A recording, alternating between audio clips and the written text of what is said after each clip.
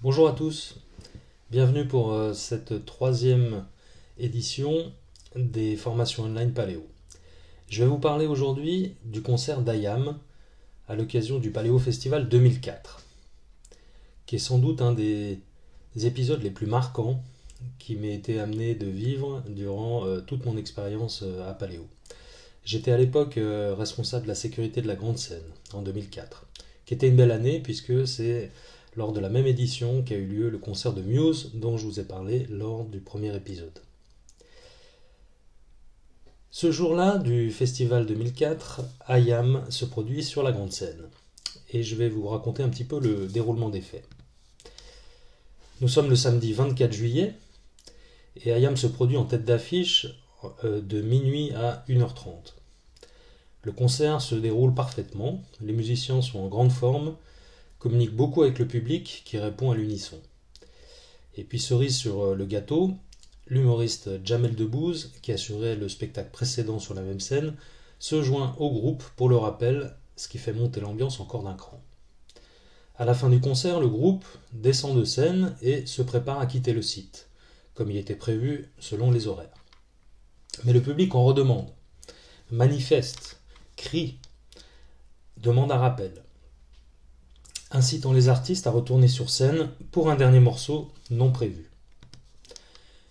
Malheureusement, le technicien du groupe, pensant respecter les horaires prévus, a déjà débranché et rangé son matériel. Si bien que quand le chanteur Akhenaton se saisit du micro, la sono ne fonctionne plus. Un technicien lui apporte alors un micro pour qu'il puisse tout de même faire ses adieux au public. Et il dit « Merci à tous pour ce super moment. Malheureusement, en montrant en face de lui la régie technique, ils ont tout arrêté et donc on doit vous laisser. À bientôt Paléo. » Et immédiatement après, le groupe quitte la scène et s'engouffre dans son véhicule pour quitter le site du Paléo. La foule se tourne alors en masse vers la structure en forme de tour métallique de la régie technique. Les reproches fusent, puis un caillou trouvé par terre est lancé sur la structure, suivi d'autres objets divers, tout ce qui peut être trouvé par terre, des bouteilles, des pièces de monnaie, etc. Un des techniciens excédés descend de l'échafaudage et tente de s'en prendre au premier lanceur de cailloux. La foule s'en mêle et le frappe violemment. Les collaborateurs de la sécurité d'intervention, qui sont appelés en renfort, se positionnent en arc de cercle autour de la régie pour la protéger. Avec leurs gilets jaunes réfléchissants, ils constituent des cibles de choix pour tous les lanceurs d'objets. Perdant probablement son sang-froid, un agent de sécurité s'avance devant la foule avec un spray au poivre et gaze devant lui. Plusieurs personnes sont contaminées, ce qui renforce la détermination des autres à basculer dans l'affrontement. La situation est critique, elle vire à la quasi-émeute. Les unités d'intervention de la police, mises en alerte, commencent à s'équiper en tenue de maintien de l'ordre en vue d'investir les lieux. Alors que rien ne semble pouvoir empêcher d'aller à la bataille rangée, tout à coup une voix s'élève qui semble figer les acteurs de la confrontation. C'est Mick, le speaker de la grande scène, qui a repris son micro et qui dit « S'il vous plaît, la situation devient malheureusement très grave, nous allons être obligés de faire intervenir la police, c'est vraiment dommage de finir comme ça. Ceux qui n'ont rien à faire dans l'histoire, merci de vous diriger rapidement vers la sortie. » Et alors l'effet est immédiat. En moins de temps qu'il en faut pour le dire, la foule se délite, les badauds tentés par le spectacle de l'émeute s'éloignent du lieu du conflit, en ne laissant qu'une petite dizaine d'échauffés, soudain en minorité par rapport aux effectifs de sécurité sur place. La situation retombe rapidement, le pire a été évité. Alors cette situation est marquante parce que, évidemment, on a eu peu l'occasion d'assister à des situations aussi tendues lors du Paléo Festival.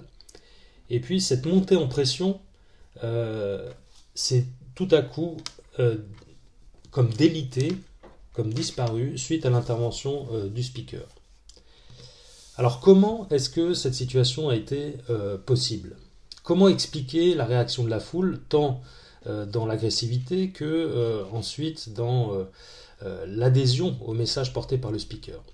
Pour répondre à cette question, je vais convoquer deux spécialistes de la psychologie des foules, le professeur Stephen Reicher, professeur à l'université St Andrews en Angleterre, et le professeur John Dury de l'université de Sussex. Tous les deux sont des grands spécialistes des nouvelles approches de la psychologie des foules. Ils partent en fait d'analyses réalisées il y a très longtemps par un pionnier de l'analyse des comportements de foule qui s'appelait Gustave Le Bon à la fin du XIXe siècle. Pour Gustave Le Bon, la foule est un rassemblement d'individus physiques à un endroit donné et qui provoque l'apparition d'une forme de conscience collective. Les individus qui ne se connaissent pas vont être soumis par une force qui les dépasse et qui font qu'ils vont se retrouver orientés vers un même but. Le problème, c'est que cette foule rassemblée perd de sa rationalité. Les individus sont soumis à des émotions primaires et ils se retrouvent capables d'actes dont ils n'auraient jamais eu le courage en étant isolés. Un sentiment se développe d'irresponsabilité. Les individus considèrent que finalement les normes changent et que si la personne à côté se met à lancer par exemple un objet, il devient quelque part normal dans la situation de faire de même. C'est ce que Gustave Le Bon appelle l'effet d'imitation, le pouvoir de suggestion, bien souvent orienté par un leader. Cette théorie initiale de la psychologie des foules est encore très active aujourd'hui dans les représentations et dans la façon dont on pense les comportements des individus, notamment dans des foules hostiles. Ce que nous disent Stephen Reicher et John Dury, c'est une analyse un petit peu différente. Ils partent de l'idée que si au sein d'une foule se développe un sentiment de frustration, eh bien cette frustration va se retrouver augmentée, catalysée par le manque de communication ou par le manque de confiance dans le staff, par exemple la sécurité, ou la police dans un contexte de manifestation. En résulte une augmentation de l'agressivité et potentiellement une situation qui devient hors de contrôle. C'est l'émeute. Au contraire, si dans une même situation de conflit ou de frustration, les membres de la foule ressentent de la part de la personne en face ou du groupe en charge de la gestion de la foule, ressentent de la communication, de l'explication, du respect, le sentiment de confiance dans le staff et dans la police se renforce, ce qui provoque une baisse de l'agressivité et une désolidarisation des fauteurs de troubles. C'est exactement le phénomène auquel on a pu assister lors de ce concert d'Ayam. Ce nouveau paradigme de la psychologie des foules, développé par John Dury, Stephen Reicher, mais également Clifford Stott, postule que la façon avec laquelle l'autorité publique, l'action policière, réagit et traite les membres d'une foule a un impact sur la façon dont la foule se comporte. Il développe l'idée, en fait, d'une identité sociale qui se constitue en situation et qui fait que des individus qui ne se connaissent pas à la base vont agir d'une façon coordonnée, cohérente, avec leur système de valeurs développé dans cette situation. De ce fait, un conflit va être plus susceptible de se produire si les membres de la foule perçoivent une asymétrie ou une opposition avec la police ou avec la sécurité. En vis-à-vis, plus la police va percevoir la foule comme une entité potentiellement hostile et va la traiter en conséquence, plus les membres d'une foule vont considérer qu'ils ont toutes les raisons de s'opposer à ce traitement qu'ils considèrent comme injuste ou illégitime. Le résultat, bien souvent, c'est un phénomène d'escalade, de montée en symétrie, qui fait que la situation de conflit et de violence peut se développer. Cette approche de nouvelle psychologie des foules est alimentée à la fois par de la théorie, mais aussi par beaucoup de cas pratiques, notamment dans le contexte du football. Les deux auteurs ont beaucoup étudié les phénomènes de hooliganisme à l'occasion de grandes rencontres internationales, et leurs analyses ont irrigué aujourd'hui un bon nombre de pratiques en termes de maintien de l'ordre, qu'on retrouve par exemple à l'occasion de l'Euro 2008 dans le guide du parfait haute sécurité distribué à toutes les polices de Suisse par l'Office fédéral de la police. Et on y voit, comme vous le voyez, cette mention à la stratégie des 3D, les 3D pour désescalade, dissuasion et défense, qui part du principe selon lequel toutes les phases de troubles à l'ordre public doivent inciter la police à employer la force uniquement pour désamorcer la situation. Le recours à la force, à la contrainte, ne devrait se faire qu'en dernier ressort, lorsque d'autres méthodes, notamment de dialogue, de communication, ont été employées sans succès.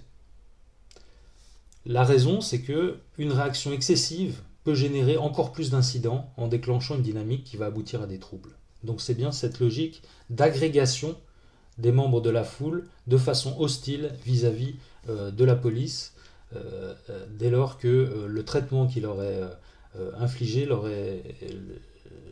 est perçu comme illégitime.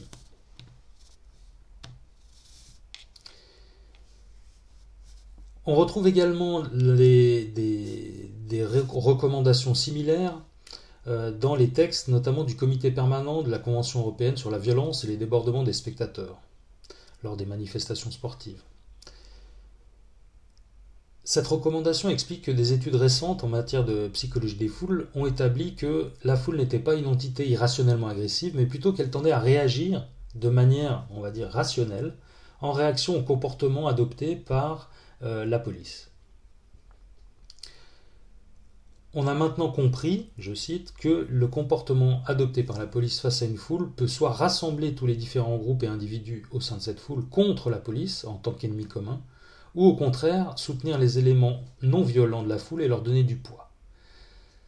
Pour ce qui est du recours à la force, la tactique policière choisie peut donc constituer un des facteurs primaires à même d'influer sur la probabilité de survenance d'incidents graves.